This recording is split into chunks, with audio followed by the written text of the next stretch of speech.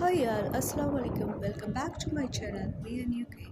இன்றைக்கி நம்ம சேனலில் சிம்பிளான நார்மல் ரெசிபிஸ் தான் பார்க்க போகிறோம் ஃப்ரெண்ட்ஸ். அதுக்கு முன்னாடி நம்ம சேனலை நீங்கள் சப்ஸ்கிரைப் பண்ணலாம். இப்போவே சப்ஸ்கிரைப் பண்ணி பெல் பட்டனையும் ப்ரெஸ் பண்ணி வச்சுக்கோங்க. வாங்க ஃப்ரெண்ட்ஸ், ரெசிபியை ஸ்டார்ட் பண்ணலாம். இந்த மோர் குழம்புக்கு நான் வெள்ளரிக்காய் யூஸ் பண்ணியிருக்கேன்.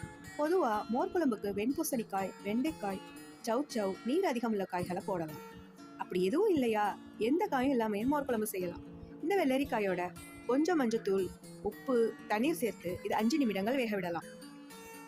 இதுக்கு கொஞ்சம் தேங்காய் அரைச்சி ஊற்றணும். அதுக்கு மிக்சி ஜாரில் 2 டேபிள் ஸ்பூன் தேங்காய், 2 பச்சை மிளகாய், 1 வெங்காயம், 20 நிமிடங்களுக்கு முன் ஊற வைத்த கடலை பருப்பு 2 டேபிள் ஸ்பூன், அப்புறம் சின்ன இஞ்சி துண்டு, 1 டீஸ்பூன் பெருஞ்சீரகம், இதெல்லாம் சேர்த்து அரைச்சி எடுத்துக்கலாம்.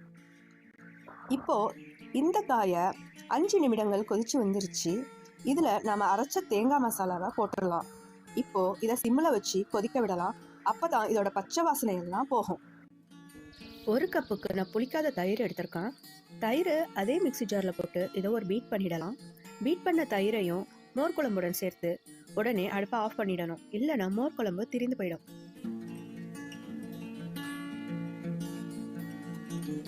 மோர் குழம்புக்கு இப்போ தாளிப்பு கொடுக்கலாம்.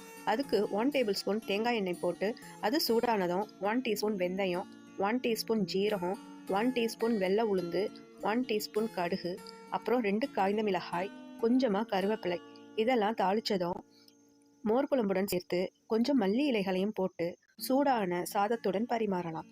இந்த வீடியோ பிடிச்சிருந்தா மறக்காமல் சப்ஸ்கிரைப் பண்ணுங்கள் ஃப்ரெண்ட்ஸ். நன்றி.